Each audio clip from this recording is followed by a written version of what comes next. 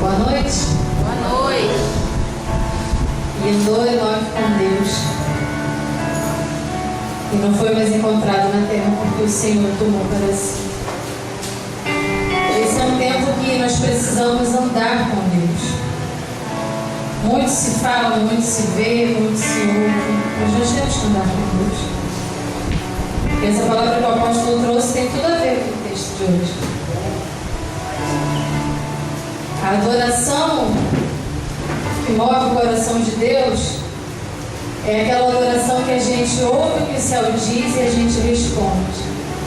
É a adoração que a gente ouve o que o céu está cantando e a gente canta. É a adoração que ouve o coração de Deus gritando por almas e a gente vai e a gente responde a esse grito do Pai. A adoração que o Senhor espera da igreja dele nesse tempo é a adoração do íntimo. Não tem como a gente pensar na volta de Cristo se a gente não pensar na missão que nós temos de levar esse Evangelho. Porque a Bíblia diz, em Mateus 24, que esse tempo ele poderia ser abreviado se nós fizéssemos a nossa parte. O tempo de sofrimento pode ser abreviado se a igreja fazer o papel de igreja. Agora, se a igreja não fizer o papel de igreja, o tempo de sofrimento vai ser prolongado. É Bíblia.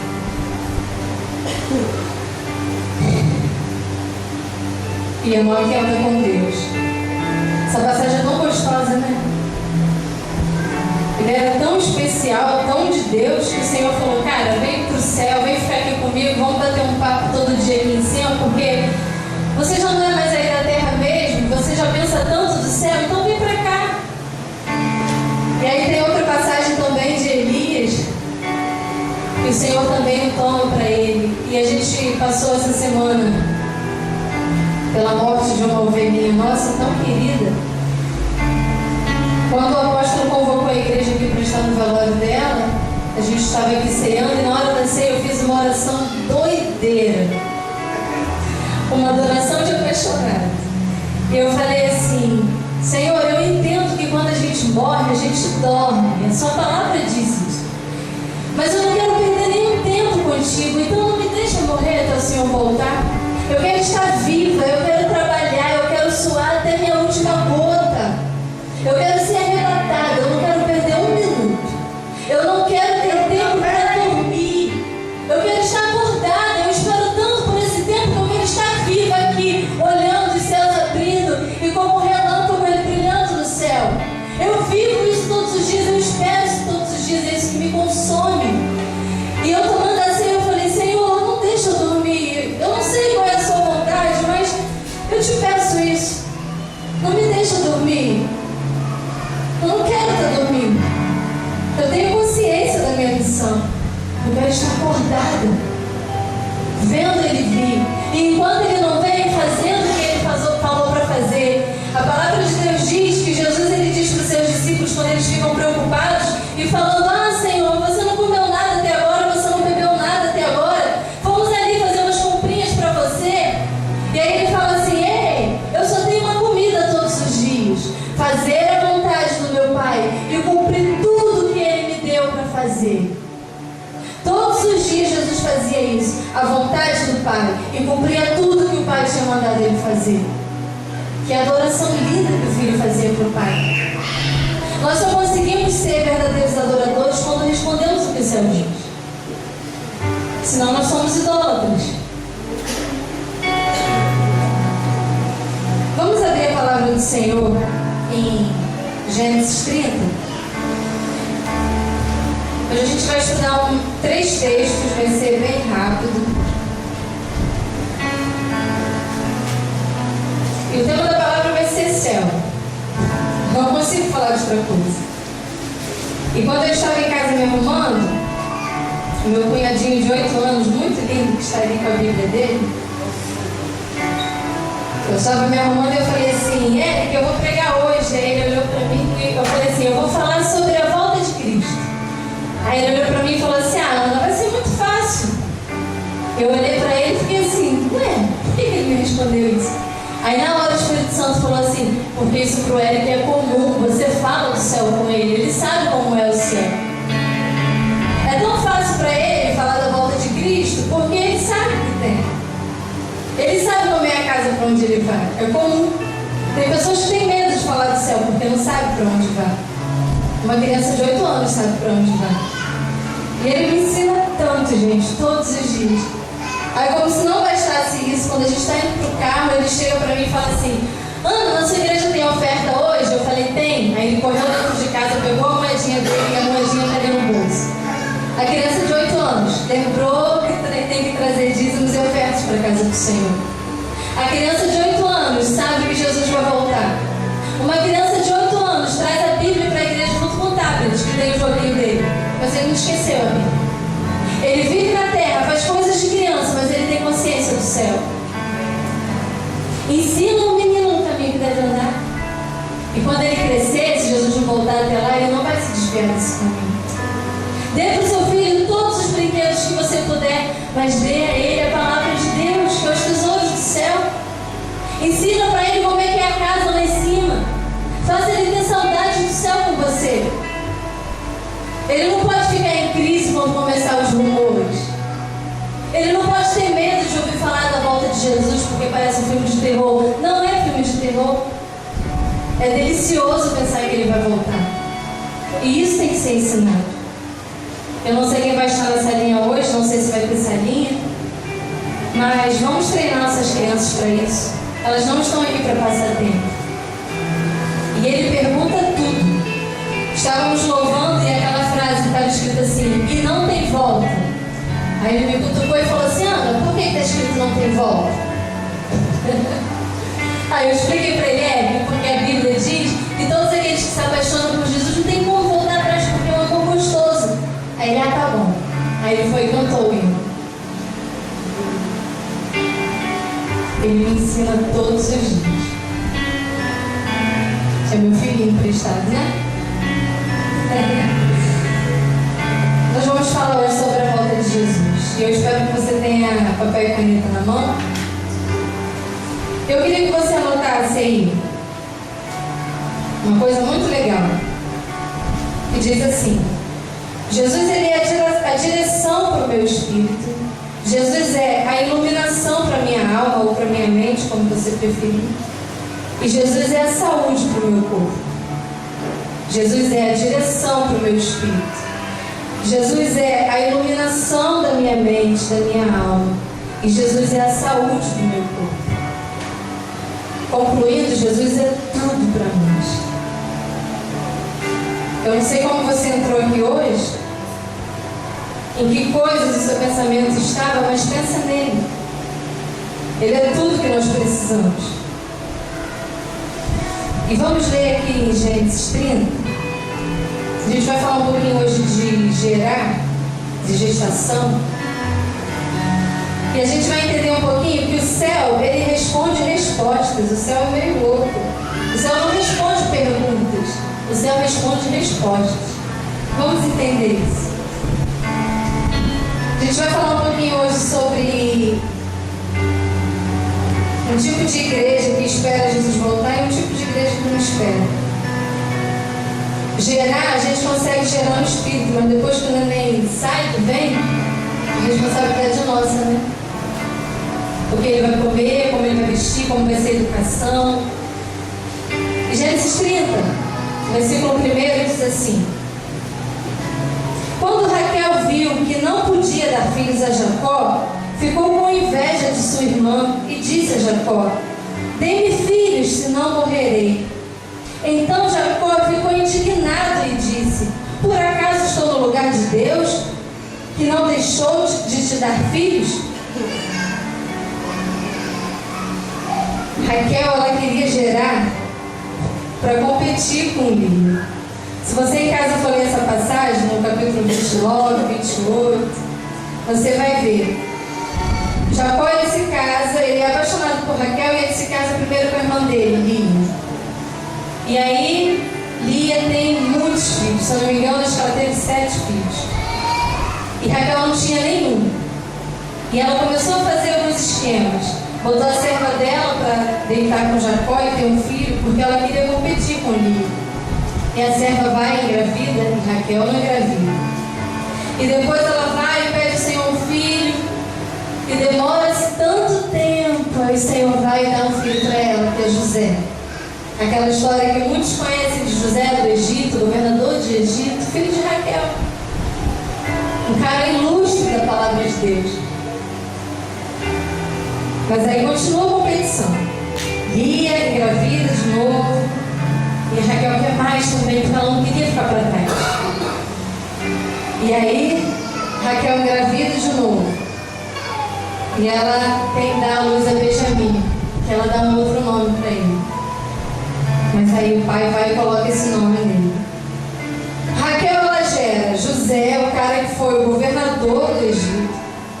Ela gera Benjamim, que foi o cara que o nome dele entrou para a tribo de Israel. E ela estava preocupada com quantidade, não com qualidade.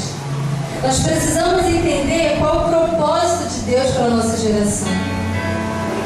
Deus, ele não quer que a gente se preocupe com quantidade, mas com a qualidade dos filhos.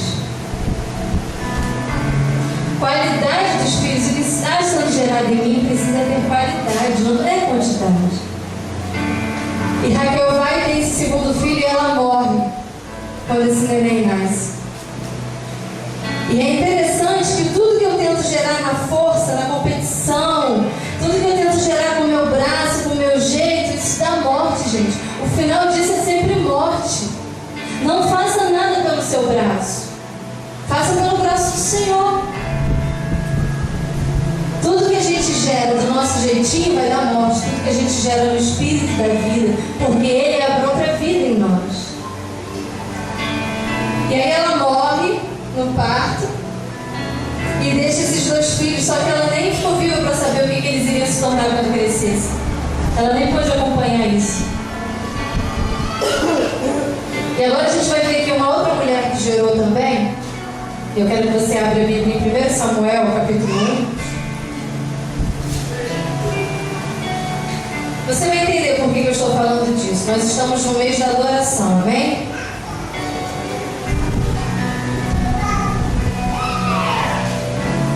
Primeiro Samuel 1 vai falar sobre Ana, minha xará.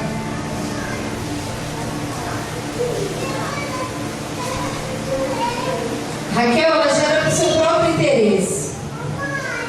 Ana gera para o reino.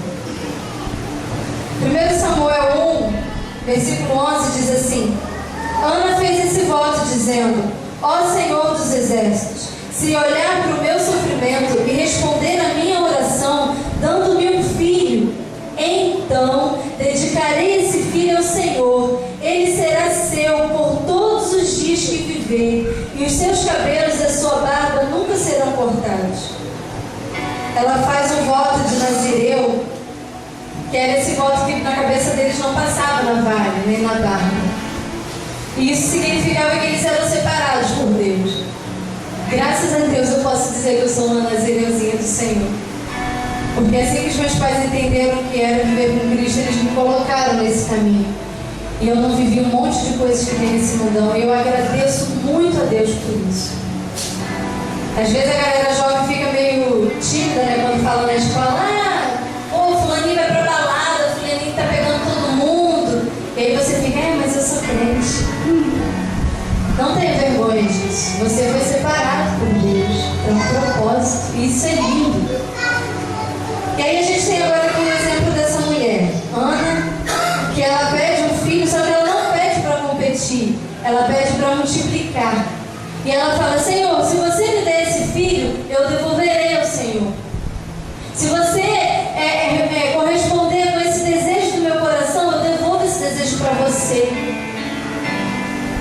Sempre que você vê na Bíblia falando de mulher, vai estar representando a igreja. Então não seja romântico com o que eu estou lendo, entenda que eu estou falando da igreja. Existe um tipo de igreja como Raquel que ela gera para competir, porque no lugar tal está caindo óleo tal, então aqui a gente vai trazer água do lugar tal, porque no lugar tal está fazendo não sei o que, então aqui vai ter o tal. E não é isso. A Bíblia ensina como que a igreja precisa esperar a volta de Cristo, recebendo dele, gerando dele, devolvendo para ele. A adoração é isso, é o céu linkando com a terra o tempo todo, a terra respondendo o que o céu está dizendo, e não é a terra dizendo o que o céu tem que fazer. E aí Ana isso. E ela pede um filho ao Senhor. E é interessante que outra mulher que já morava com Eucana, ela tinha filhos. Ana poderia muito bem fazer a mesma coisa que Raquel, querer competir. Só que ela não faz isso. Ela vai e pede ao Senhor e diz: Senhor, se você me der, eu vou te devolver. Aí no versículo 19, vamos ler o que está escrito. A família se levantou bem cedo. Esse bem cedo eu achei tão interessante que eu escrevi aqui de caneta na minha Bíblia: primícia. Eles se levantaram de manhã bem cedo para adorar ao Senhor. Está escrito assim na sua Bíblia. A família se levantou bem cedo na manhã seguinte e foi ao tabernáculo adorar o Senhor. Eles deram a primícia daquele dia para o Senhor. Depois voltaram para casa em Ramá. Eucana teve relações com Ana e o Senhor lembrou dela. Ana ficou grávida e no seu devido tempo teve um filho e deu a ele o nome de Samuel, dizendo: eu o pedi ao Senhor. E aí eu anotei aqui alguns passo a passo da adoração de Ana que eu achei muito interessante. Primeiro, Ana adora o Senhor. Depois que Ana adora o Senhor, ela se relaciona com o esposo dela. E aí eu coloquei aqui: adorar ao Senhor, relacionamento do céu. Se relacionar com seu esposo, se relacionar com pessoas, relacionamento da terra. Para eu gerar algo de Deus, eu preciso me relacionar com o céu e eu preciso me relacionar com a terra. Eu não posso ter uma adoração só vertical e Deus te amo, você é lindo, lindo, e não olhar o próximo. Eu preciso adorar a Deus vertical e horizontal. Por isso que a Bíblia, a cruz, ela é assim, ela é uma madeira vertical e horizontal. Ué, gente? A adoração é em forma de cruz. Eu adoro a Deus no meu individual e adoro a Deus no meu coletivo. Primeiro, Ana vai adorar o Senhor no tabernáculo. Depois ela volta para casa e se relaciona com uma pessoa que é o seu esposo. O que vai gerar em você as coisas do céu é esse relacionamento vertical e horizontal. Eu olho para Deus, mas olho para o próximo como a mim mesmo. Lembra o que Jesus falou? E aí, em terceiro lugar, ela gerou. Para eu gerar alguma coisa, primeiro eu preciso me relacionar com o céu, me relacionar com pessoas, aí eu consigo gerar. Não tem como eu ouvir o coração de Deus e não fazer nada com pessoas, porque o coração dele só fala de pessoas. Jesus, ele só desfez de sua glória e se despiu de tudo que ele tinha e desceu como homem por causa de pessoas. Ele não veio por causa dos animais, por causa das plantas, ele veio por pessoas. O coração dele só gera pessoas. E para eu gerar, eu preciso me relacionar com ele e com o próximo. E aí, em quarto lugar, eu coloquei aqui. Em quarto lugar, no tempo certo, ela teve filho. E no tempo certo, ela deu a luz. Primeiro ela se relaciona com o céu, depois ela se relaciona com pessoas, aí ela gera, espera um processo de 9 meses e no tempo certo ela dá a luz. Tudo que a gente gera em Deus, e a gente às vezes faz uma brincadeira no Facebook, eu e meu esposo, que a gente fica postando algumas fotos de nenéns que a gente acha que vai parecer com a gente. Isso é uma brincadeira. Esses dias postou uma foto linda de uma menininha, da cor dele, com cabelão black, que é o meu sonho, uma florzona assim no meio, e um olho claro.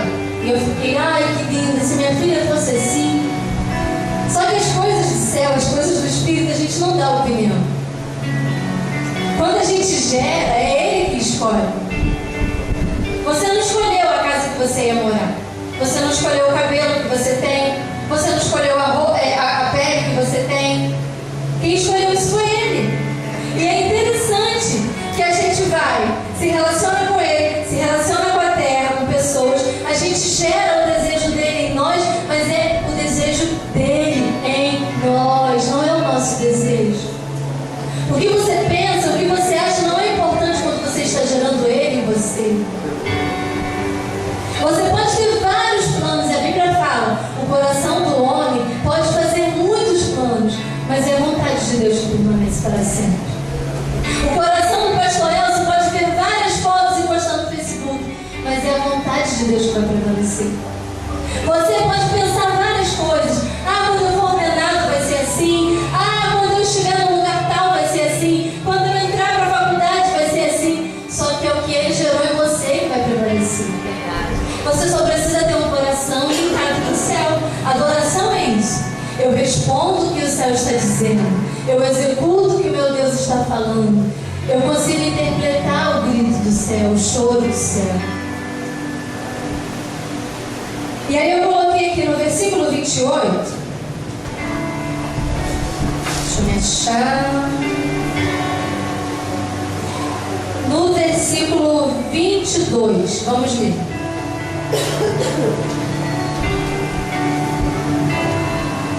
Aí eles foram ao templo, né? Se relacionaram, quando voltaram, e ela gerou e teve um filho. Aí no versículo 22. Eles iam de novo para o templo adorar. Era um costume de Eucana. Ele ia sempre adorar o Senhor e levar sacrifícios. Aí no versículo 22 está assim: dessa vez, sem a companhia de Ana, ele foi sem a companhia de sua esposa, de Ana. E ela disse ao seu marido: vamos esperar até que o menino esteja desmamado. Então o levarei e o apresentarei ao Senhor, e deixarei lá para sempre. Foi mais ou menos assim. Ela falou assim: amor, dessa vez eu não vou poder ir no tabernáculo com você, porque o neném está novinho, ele está mamando. Você vai, entrega o sacrifício, porque eu preciso dar de mamar. E aí quando ele estiver grande, quando eu voltar de novo na presença do Senhor, eu vou voltar para fazer uma coisa decisiva. Eu vou deixar ele lá e vou voltar para casa, porque eu prometi com o meu Senhor. Gente, isso é tremendo. A igreja, ela está aqui cuidando da noiva de Cristo. Nós, os 5 ministérios, estamos aqui deixando você cheirosão para Ele. Mas você não é nosso. Você é do Senhor. Nós estamos aqui te alimentando. Agora você está mamando. Está saindo daqui e voltar o seu leitinho. Mas quando Jesus voltar, a gente vai te apresentar para Ele. A função do ministério é essa. Amamenta o profético, cuida do profético, e quando o Senhor voltar, apresenta para Ele. Aí eu consigo entender por que a palavra de Deus diz aqui lá em cima, no capítulo 20, que no tempo certo ela deu a luz. Às vezes parece cansativo para a igreja, né? A gente ensina uma coisa, a ovelhinha vai lá e cai. A gente ensina de novo, a ovelhinha vai lá e cai. E a gente ensina de novo, a ovelhinha vai lá e cai. Mas eu sou um menino mamando. Eu sou um menino mamando. E a gente precisa cuidar desse menino. A gente precisa deixar ele forte, porque no tempo certo a gente vai apresentar ele para o Senhor. E aqui diz: deixarei lá para sempre. Não abandone ninguém. Não abandone o que Deus gerou em você. Gerar, para mim, pastora Ana e pastor Elcio, que vivemos por fé, é fácil. Mas nós temos 7 anos de casado e ainda não chegou.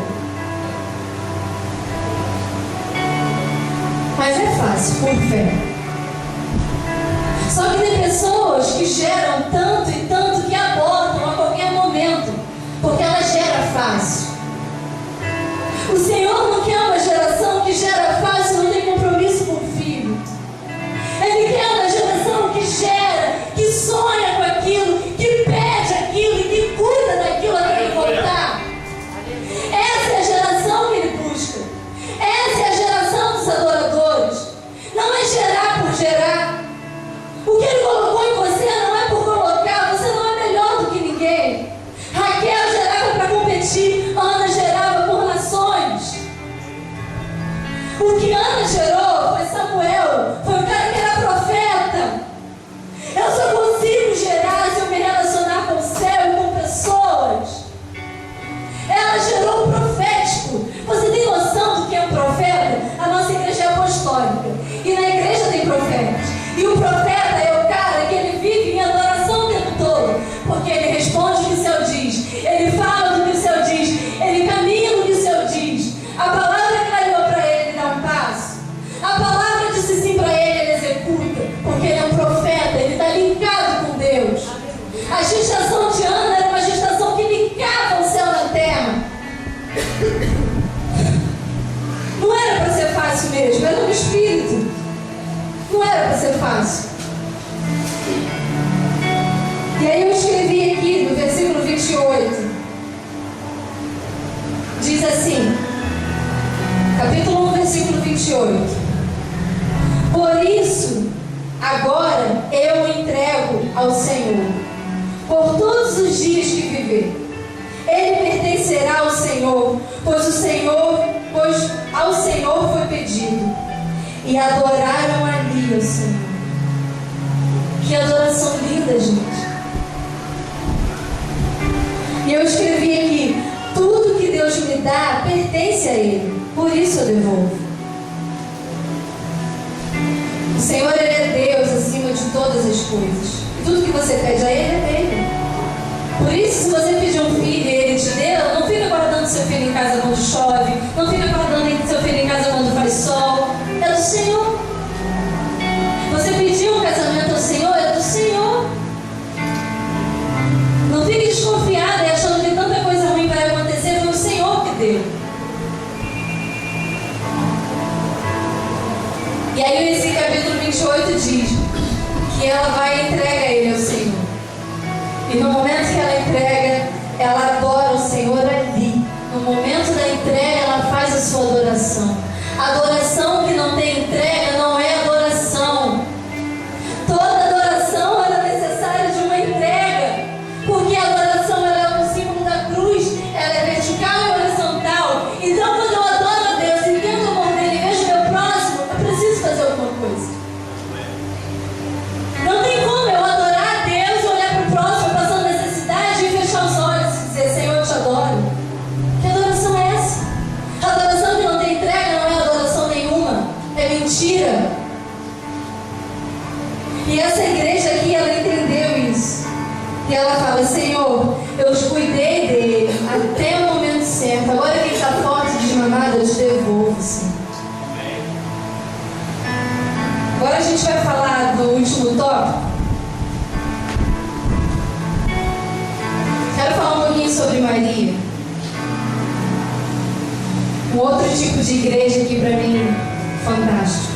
Entendo o que eu estou falando, a igreja de Cristo é uma só, e é isso mesmo. Só que a Bíblia ela vai dando para a gente vários exemplos do que fazer e do que não fazer. O exemplo de Raquel não é para fazer. O exemplo de Ana é para fazer. O exemplo de Maria é para fazer. Lembra que Paulo escreveu a carta às 7 igrejas? E ali a gente tem vários exemplos? Entenda isso. Estamos falando de mulheres, mas estamos falando da noiva de Cristo, da igreja. E é interessante que Maria, quando ela gerou Jesus, Maria representa a igreja. E Jesus é aquele cara que veio salvar o mundo. A igreja que gera o Salvador do mundo. Isso é muito lindo, gente. E Maria era uma jovem, a Bíblia fala que ela era desposada, ela estava noiva, ela ia casar e ela era pura, ela era virgem. O que o céu vai gerar em você não tem influência da terra. Você escuta do céu e você executa na terra, mas não tem influência da terra. Ela não precisou deitar com o noivo dela para poder gerar Jesus, porque Jesus era espiritual, era do céu. Então ela ouve o que o céu diz e ela diz sim àquilo, aquela coisa que parecia louca, e ela engravida sendo virgem. E aí você que é casado, levar a sua mentezinha, deixar ela viajar um pouco, porque há muitos anos atrás o costume da vida sexual não era como de hoje em dia, que tudo é muito liberal.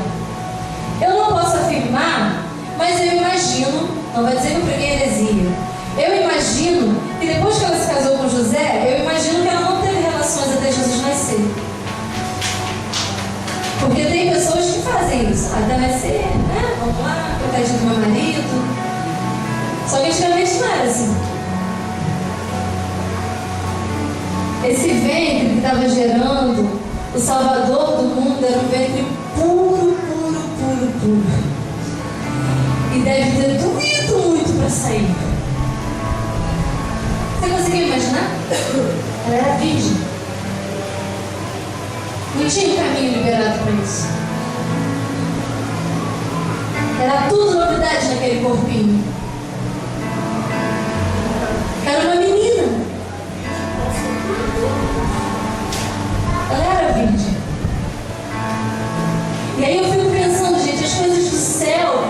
A gente entende que a graça, ela é de graça, mas as coisas do céu às vezes vai gerar dor na gente. Vai gerar crise na gente, sim. Porque é tão puro. Não tem nada com a carne, não tem nada com a terra. É tão puro, é tão lindo, que quando bate na carne da gente, dói. Gera crise. A gente não consegue entender. Deixa gerar as coisas do céu em você.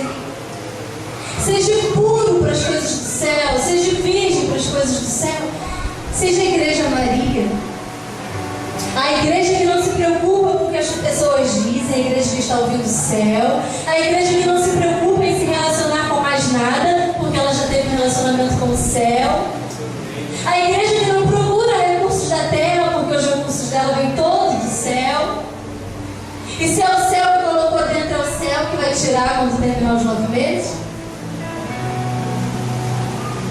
E como Deus é um Deus de amor, eu imagino que deva ter doído sim, mas Ele é tão gostoso, Ele é tão misericordioso que ela deve ter rido de alegria naquele momento de dor. Ela estava gerando Salvador para o mundo. E eu e você, como igreja do Senhor, nessa geração, nós precisamos gerar Jesus para o mundo. Precisamos gerar Jesus para as nações. E como que eu gero, pastora, Jesus para as nações? Indo nos lugares que Ele ia quando estava na terra. Jesus, ele falava assim, olha, vocês estão fazendo uma festa, por que a gente não chama os necessitados, os mendigos? Ah, eu vou dar um passeio hoje, vou lá na casa de uma prostituta, bater um papo com ela. Ah, hoje eu vou na casa de um cara que cobra impostos. De repente ele pode ter fraudado alguma coisa, eu vou bater um papo com ele, levar um pouquinho da graça para ele. Jesus andava com as pessoas mais loucas desse mundo. Os próprios discípulos dele eram doideirão. Um que convivia com ele, andava com ele e fraudava. Foi Judas. Para eu gerar Jesus, eu preciso levar Jesus nesses lugares. E aí o Senhor me deu uma palavra hoje sobre gerar no ventre, que eu fiquei doida. A minha carne começou a tremer e está tremendo até agora. E quando eu ouvi isso lá em casa, eu chamei o pastor e falei, gente, eu não estou aguentando isso. Eu sentei na cama e comecei a falar com ele chorando e eu não conseguia conter o meu corpo. Olha o que o Senhor falou, gente. Na lei, Jesus, ele vai para o ventre de Maria, certo? Maria é uma mulher, e sempre que a gente fala de mulher na Bíblia, a gente entende que está falando de igreja. Jesus, no tempo da lei, ele vai para o ventre. Só que no tempo da graça, depois que Jesus morre e ressuscita, a Bíblia diz que agora ele é o cabeça da igreja. No tempo da lei, Jesus está no ventre da igreja. Por que no ventre da igreja? Porque no tempo da lei, ele veio para cumprir. No ventre, eu não tenho direito de decisão. No ventre eu cumpro. O neném no ventre, ele se alimenta do que a mãe come. Se a mãe não come, ele fica desnutrido. No ventre o neném não tem decisão. Ele vive o que a mãe vive. Se a mãe é usuária de drogas, ele vai ter uma saúde debilitada. Se a mãe é saudável, ele vai ser saudável. Quando Jesus vem para cumprir a lei, que ele vem para o ventre, ele fica cumprindo. Tempo de ventre é tempo de cumprir. E aí ele fica até os seus 30 anos cumprindo tudo. Cada detalhe da lei. Cresce com o pai dele, trabalha com o pai dele, cumpre a lei todinha. Aí no tempo da graça, depois que ele morre e ressuscita, trazendo essa graça pra gente, aí ele já se apresenta agora como cabeça. Na lei ele vem no ventre da igreja. Na graça ele vem como cabeça da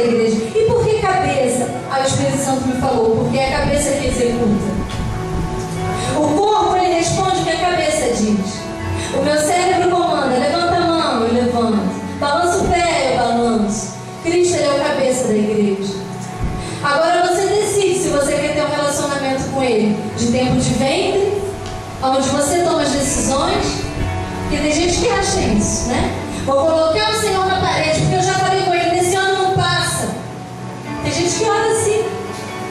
Aí você decide que tipo de Deus você tem. Se é o Deus que você carrega no ventre, no momento que ele precisa ser alimentado por você, ou se você é a igreja que tem ele como cabeça. Ele governando as suas coisas, ele governando a sua finança, ele governando seus relacionamentos, ele governando seu ministério.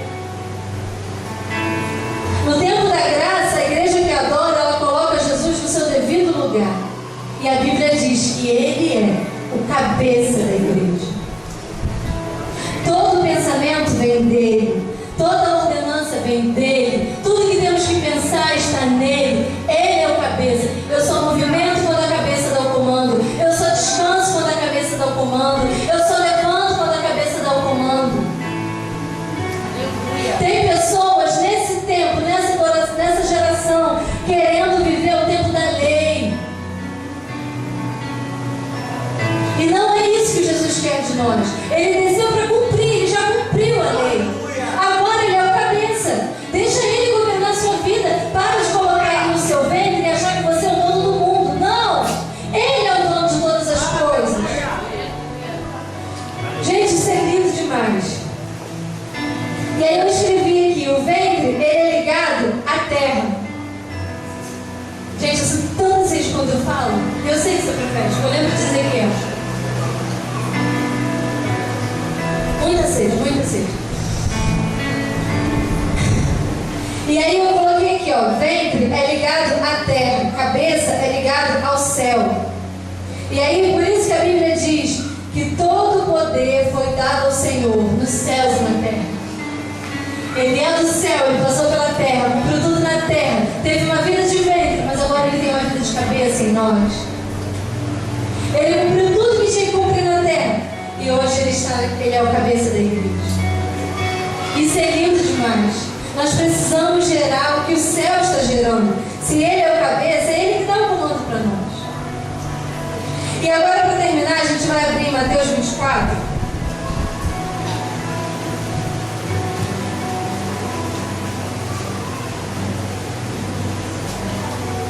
Se você está com papel e caneta, anote.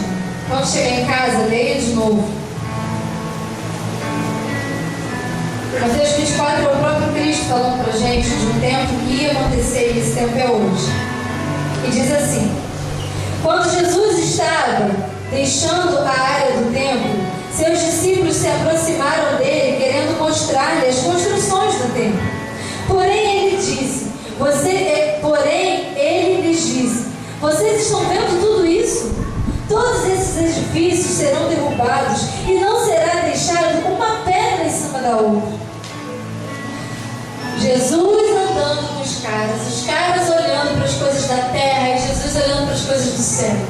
Os caras falando: olha que lindo esse templo, olha que parede perfeita, olha que espelhinho limpinho. E Jesus falando: para de palhaçada. Eu não estou nessa parede, eu não quero ver esse templo. Eu quero ficar dentro de você. Eu quero ser a sua cabeça. Poxa! E aí o 3 diz assim, versículo 3. Eles se assustam, né? E eles perguntam: quando vai acontecer isso? Vai cair esse templo lindo? Quando vai ser, Senhor? Fala pra gente.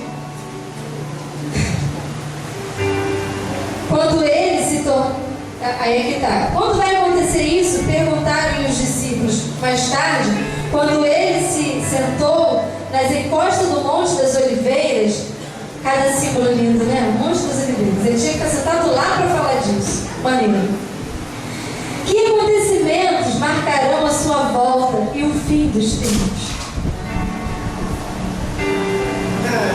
Jesus, toda conversa que Jesus dá com alguém, o pastor falou isso é muito verdade, gera crise. Quando ele encontra a mulher lá no poço, a samaritana, ele gera uma crise nela. E pela crise que ele gerou nela, ela traz um monte de gente que aceita Jesus. E agora aqui os discípulos, ele gerou uma crise neles. Porque eles estavam vivendo no tempo da lei, eles precisavam ir no tabernáculo para adorar.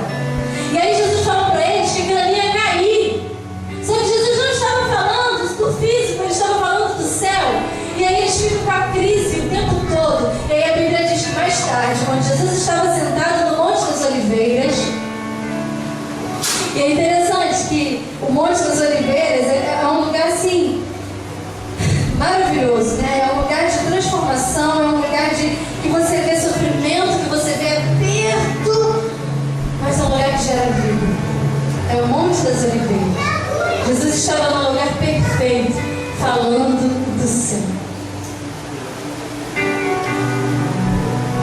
Ele estava no Monte das Oliveiras falando da volta dele.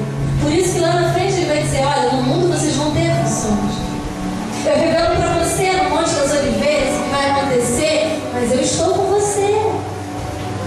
Vai doer um pouquinho, vai apertar um pouquinho, até sair todo o suco, mas eu estou com você. E aí vamos continuar. E aí eles perguntam: que acontecimentos marcarão a sua volta e o fim dos tempos? Aí o versículo 4 diz assim: e Jesus disse-lhes: não deixe que ninguém engane vocês. A primeira ordenança do Senhor para a gente é: não se engane.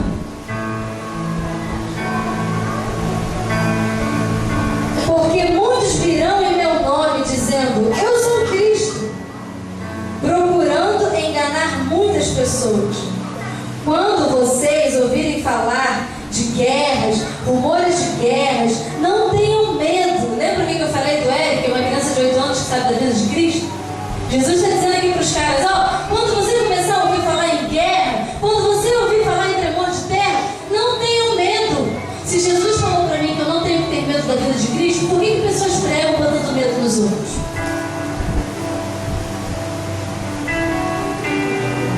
Elas devem vir. Eu acho essa frase perfeita. E deixa a gente meio impotente. Não tenham medo, elas devem vir. E às vezes a gente fica orando, né? Ai, Senhor, faz parar a fome no mundo. Senhor, olha, a água está acabando. Ai, Senhor. Elas devem vir. Mas ainda não é o fim. As nações e os reinos da terra se levantarão uns contra os outros. Haverá fome, terremotos e muitos lugares. Mas tudo isso é apenas o princípio dos horríveis futuros. E tem algumas bíblias que está escrito assim: mas tudo isso é o princípio das dores. Por que hoje eu quis falar de gestação? Porque Jesus fala de gestação quando ele fala da sua vida. É como uma mulher de parto, em trabalho de parto. Ela espera 9 meses, o neném vai nascer, mas começa uma contração e ela acha que é o momento, ela corre para o médico olha, ainda não é o momento, filha, continua aí na cama. Aí ela respira e fica lá, né, pastora Silvana? Aí demora 1 hora, aí daqui a pouco e ela olha para a pastora Claudinha, né? E o médico olha, ainda não é o momento. E aí, meia hora. E o médico olha, não é o momento. 15 minutos. Não é o momento. 5 minutos. Não tenho mais força para gritar. Me dá uma toalhinha para morder. Não é o momento. A vida de Cristo como uma mulher em trabalho de parto. Vai doer para a igreja, mas ainda não é o momento. A igreja dele vai. Vai doer muito.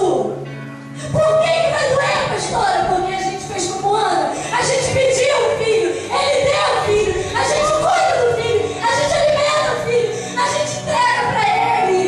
E nesse momento de gerar, de dar a luz, dói. É por isso que Cristo disse isso para a igreja. A volta dele é com uma mulher em trabalho de parto. Nós agora precisamos viver o trabalho de parto, gente. Chega de ser crente apático. Vamos olhar para o próximo e sentir a dor dele. Vamos olhar para o nosso irmão e sentir a dor que Cristo sente. Andar onde Jesus andou, falar com quem Jesus falou, fazer o que Jesus fez. Deixa eu gerar isso em você é igreja. Você é a Maria dessa geração. Você é a igreja que ele veio buscar. Qual é a igreja que ele veio buscar? A igreja pura, Maria era pura. A igreja que não se contaminou, não teve relações com a terra. Maria não teve relações com a terra. A igreja que espera ele fazer tudo, porque foi ele que colocou. Então eu não vou dar palpite. O filho é dele, vai ser do jeito dele. O parto do jeito dele, na hora dele. E a Bíblia diz que nem o filho do homem sabe o dia e a hora que ele vem. Mas ele vem. Aleluia! Precisamos gerar isso. Você precisa falar disso na sua casa. Você precisa falar disso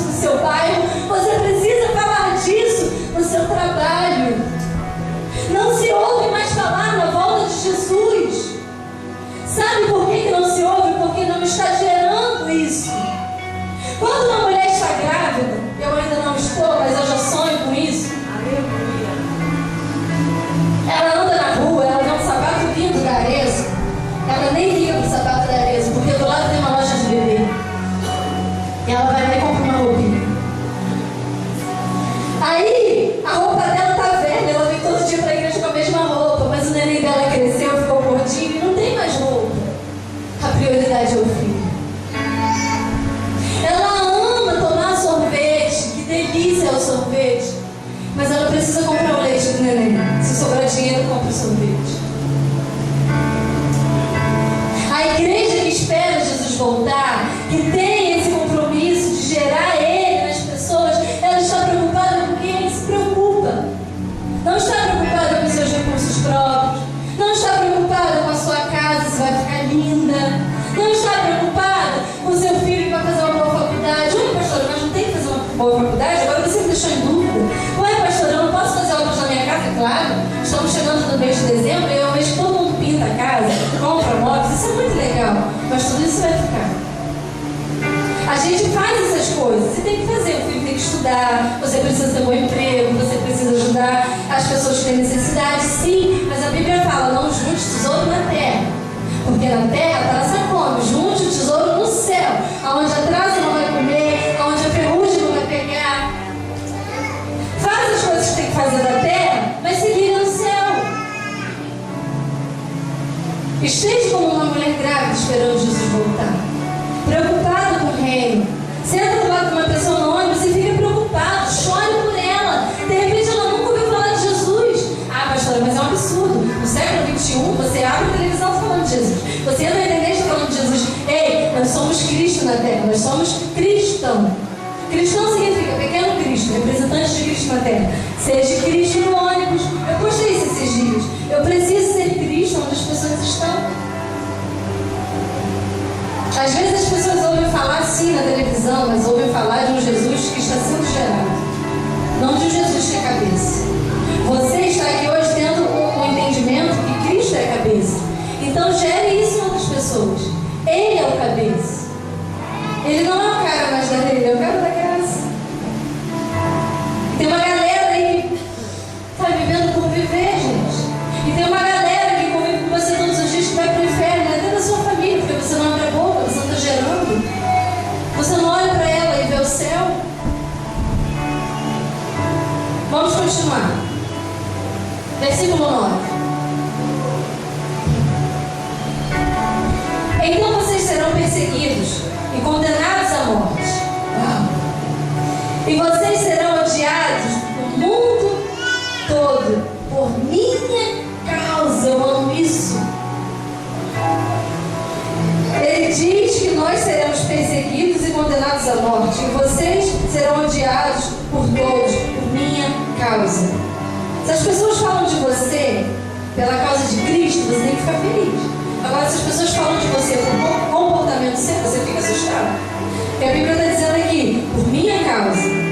Perseguirão vocês por minha causa. Matarão vocês por minha causa. Sofrerão por minha causa. Não é pela causa pessoal de vocês. Não é pela pulseira que você está usando, é pela minha causa. E isso é lindo. Isso aqui já está acontecendo, igreja. Já tem gente morrendo há muito tempo pela causa de Cristo. Ó, quem abriu isso aqui? Deixa eu lembrar agora. Quem abriu isso aqui foi Estevão, primeiro mártir da Bíblia. Eu já preguei sobre isso aqui. Em casa você lê sobre Estevão, está em Atos. Jesus ele fala: sofrerão perseguição, morrerão por minha causa. E aí mais na frente em Atos você vai ver o primeiro mártir da Bíblia morrendo pela causa de Cristo, sendo apedrejado até a morte pela causa de Cristo. E aí quando ele morre, ele vê os céus abertos, porque ele já não era mais na terra. E Cristo de pé é a destra de Deus, dizendo: vem, filho, para casa. Acabou o tempo de férias. É maravilhoso isso.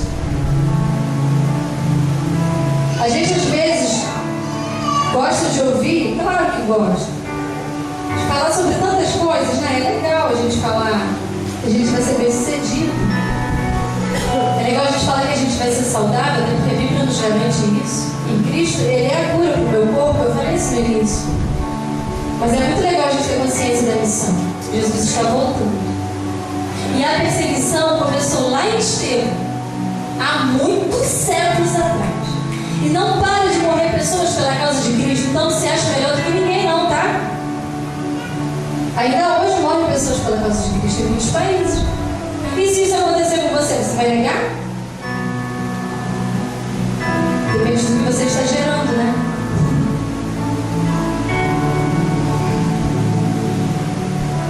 E aí, continuando. Versículo 10.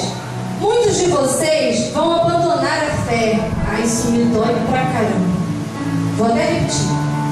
Muitos de vocês vão abandonar a fé e trairão e odiarão uns aos outros. Apacentarão falsos profetas que enganarão a muitos. Ana gera Samuel, gera o profético do céu. E aqui em Mateus 24 está dizendo que a galera da terra que vai abandonar a fé do céu vai gerar profetas da terra. Está entendendo? Amém. Versículo 12. O pecado aumentará por toda parte e esfriará o amor de muitos. Não está escrito amor de todos, de muitos. Mas aqueles que ficarem firmes até o fim serão salvos. A graça é de graça. Só a graça é de graça. Eu vim falar isso aqui para vocês, tá? Só a graça é de graça. Jesus deixa isso bem claro em Mateus 24. A graça é de graça, mas a causa do céu vai te custar a vida. Viver com Cristo vai te custar tudo. Por isso que Ele desceu à terra, se fez carne, habitou entre nós e morreu morte de cruz. Para ensinar para mim e para você que vai custar tudo, sim. Que vai custar a vida, que vai custar conviver com pessoas falando mentiras. Está escrito aqui que vai me custar conviver com pessoas que não têm mais amor, que não pensam mais no próximo, que vai me custar conviver com pessoas dizendo Senhor, Senhor e não tem Senhor nenhum.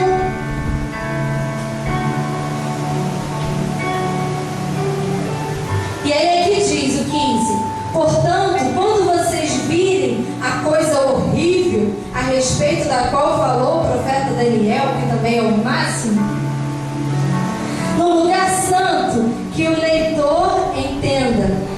Então, aqueles que estiverem na Judéia deverão fugir para os montes. E aqueles que estiverem no terraço superior não devem entrar em casa, nem mesmo para pegar alguma coisa antes de fugir.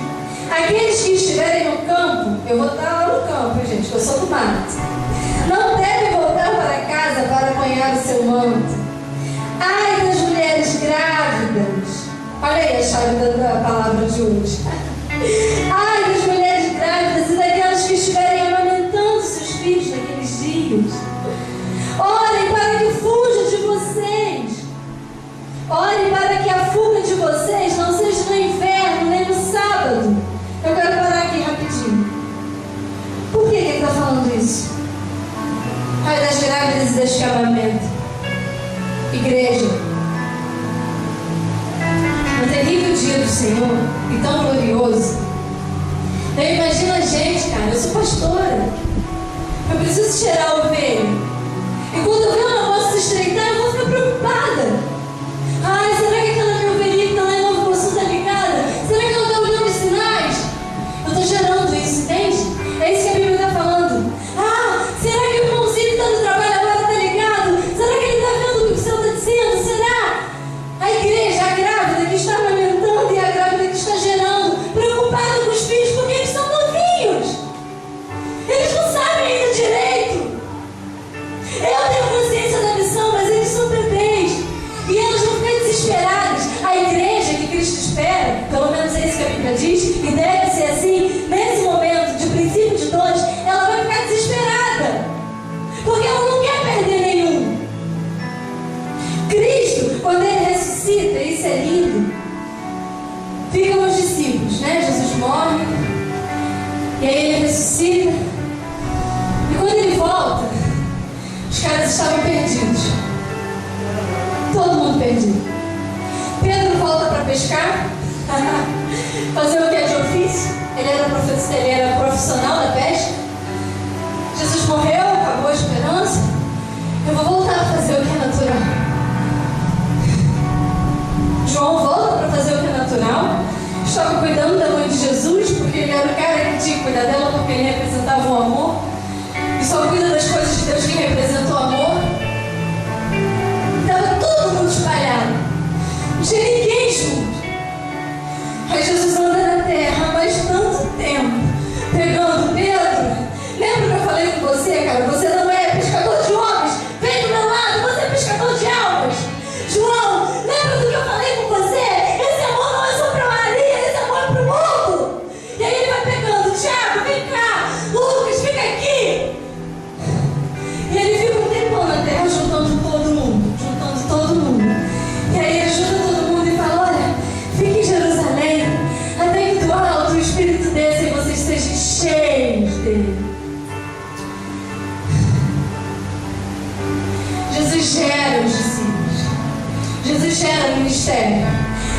cuida do ministério. Jesus morre pelo ministério.